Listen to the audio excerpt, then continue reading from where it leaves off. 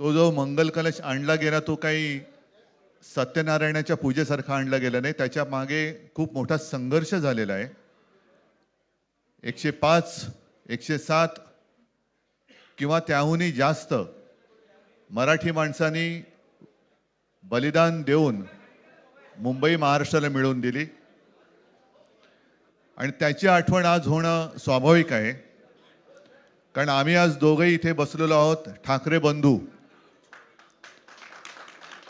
आमच्या दोघांचेही आजोबा प्रबोधनकार हे संयुक्त महाराष्ट्राच्या लढ्यामध्ये पहिल्या 5 सेनापतींमधले एक सेनापती. त्यांच्यासोबत माझे वडील म्हणजे शिवसेना प्रमुख हिंदू हृदय सम्राट बाळासाहेब ठाकरे, राजचे वडील म्हणजे माझे काका श्रीकांतजी ठाकरे, म्हणजे अख्खं ठाकरे घराणं त्यावेळेला मुंबईसाठी संघर्ष करत होता. त्याच्यानंतरचा इतिहास मी काही आता तुम्हाला सांगत बसत नाही. पण मुंबई महाराष्ट्राने मिळवल्यानंतर मुंबईमध्येच मराठी माणसाच्या उरावरती उपरे नाचायला लागले आणि त्यावेळेला न्याय हक्कासाठी शिवसेना प्रमुखांना शिवसेनेला जन्म द्यावा लागला. साधारणतः 60-65 वर्ष आता होतील, पुढच्या वर्षी शिवसेनेला 60 वर्ष होतील. इतकी वर्ष व्यवस्थित गेली आणि आज परत आपण पाहतो आहोत की मुंबईचे लचके, मुंबईच्या चिंधड्या उडवायच्या हे मनसुबे त्यावेळेला ज्यांना मुंबई पाहिजे होती त्यांचेच प्रतिनिधी, जे वरती दोघं जण, वरती म्हणजे इकडे नाही दिल्लीत बसलेले आहेत, त्यांचे मनसुबे आहेत. आणि आत्ता जर का आपण भांडत राहिलो तर मग तो जो काय संघर्ष, ते जे काय हुतात्मा स्मारक आहे त्याचा मोठा अपमान होईल. आज आम्ही आमचं कर्तव्य म्हणून एकत्र आलेलो आहोत आणि मी मागेच म्हटलं एकत्र आलो आहोत ते एकत्र राहण्यासाठी. यापुढे मुंबईवरती आणि महाराष्ट्रावरती कोणी वाकड्या नजरेने किंवा त्यांच्या कपटी कारस्थानाने महाराष्ट्राला मुंबईपासून किंवा मुंबईला महाराष्ट्रापासून, मराठी माणसापासून तोडण्याचा प्रयत्न करेल, त्याचा राजकारणात खात्मा केल्याशिवाय राहणार नाही. शपथ घेऊन आम्ही मैदानात उतरलेलो आहोत. उत्साह अमाप आहे. मी तुमच्या सर्वांच्या माध्यमातून, मला कल्पना आहे की आज केवळ महाराष्ट्रच नाही तर अख्खा देश बघतोय. मी सर्वांना विनंती करतोय, आवाहन करतोय आणि एक सूचना सुद्धा करतोय. कारण मागे विधानसभेच्या वेळेला भारतीय जनता पक्षाने जो एक अपप्रचार केला होता, बटेंगे तो कटेंगे, तसंच मी मराठी माणसाला सांगतोय की आता जर का चुकाल तर संपाल, आता जर का फुटाल तर पूर्णपणे संपून जाल.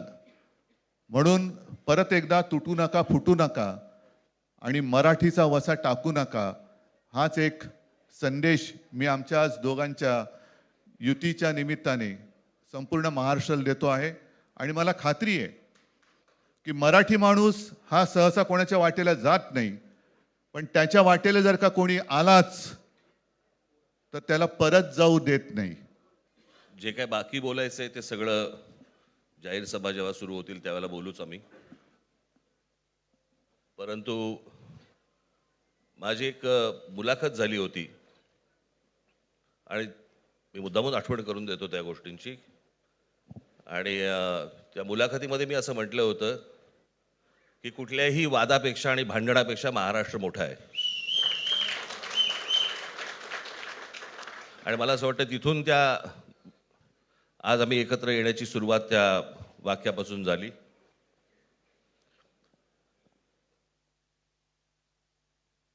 कोण किती जागा लढवणार, आकडा काय, हा नाही सांगणार तुम्हाला.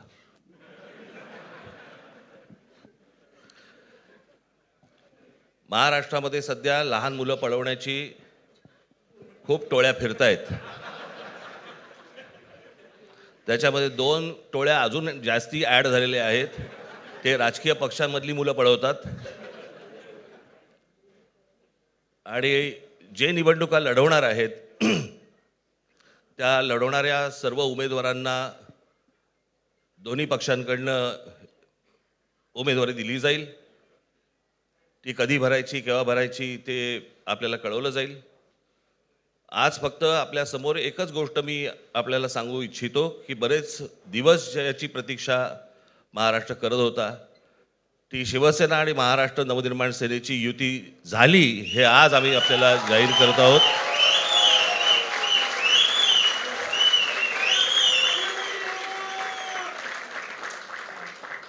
धन्यवाद.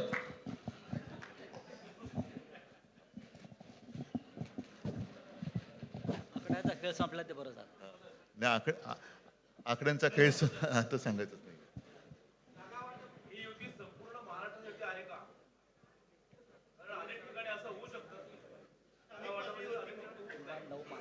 अजून अजून बाकीच्या महापालिकांमध्ये सुद्धा कालपर्यंत युती झालेली जशी नाशिकमध्ये झालेली आहे, बाकीच्या ज्या महापालिका आहेत त्यांची सुद्धा त्यांच्या तिथल्याही युतीवरती आज उद्याच शिक्कामोर्तब होईल.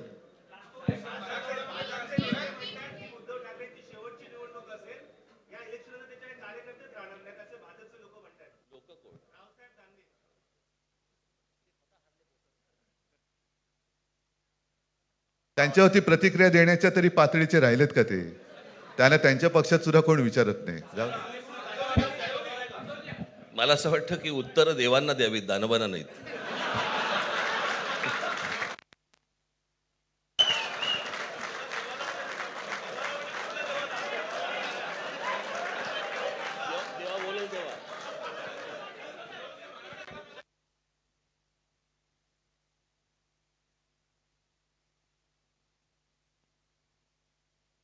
मुंबईचा महापौर मराठीच होणार आणि तो आमचाच होणार.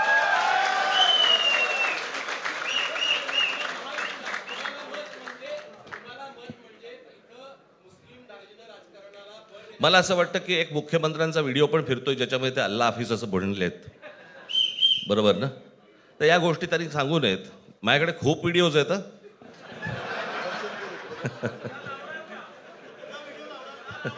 काय ते काय बोलतात त्याच्यावरती माझे व्हिडिओ तयार असतील.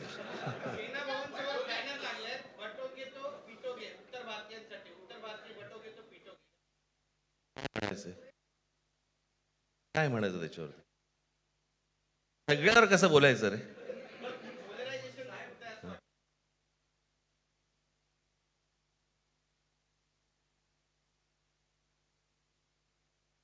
मला असं वाटतं आज मुंबईचं मी तुमच्यासमोर आम्ही जाहीर करत आहोत आणि बाकीच्या जशा अशा होतील तशा तुम्हाला कळवलं जातील.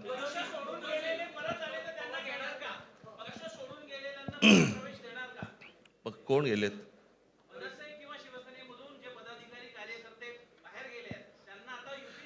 येऊ तर देत पहिलं. हे जरतर वरतीच खूप असतं सगळं.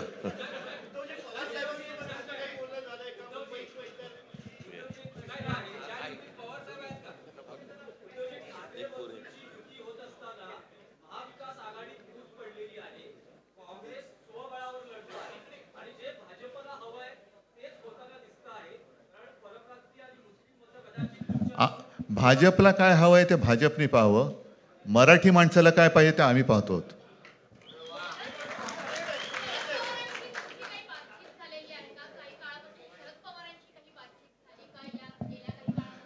चर्चा सुरू आहे.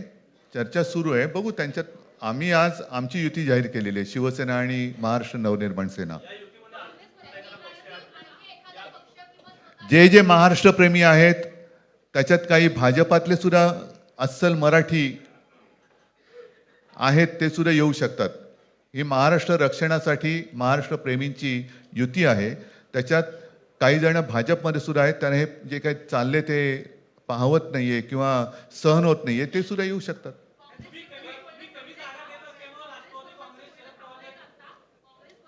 काँग्रेसने जर जाहीर केलं ना, हो मग आता म्हणजे आणखीन काय बोलायचं? तोडलं का तोडलं का?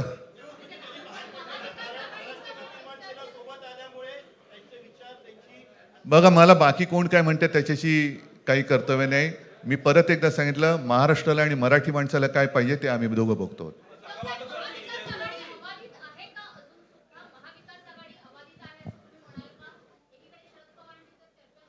सगळे पक्ष बाहेर पडून आघाडी आबाधित आहे.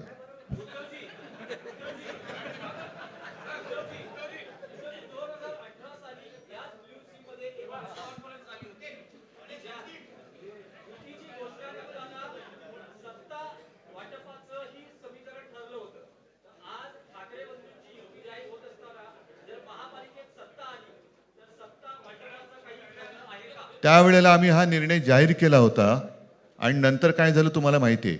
म्हणून आज आम्ही तो निर्णय जाहीर करत नाही आहोत.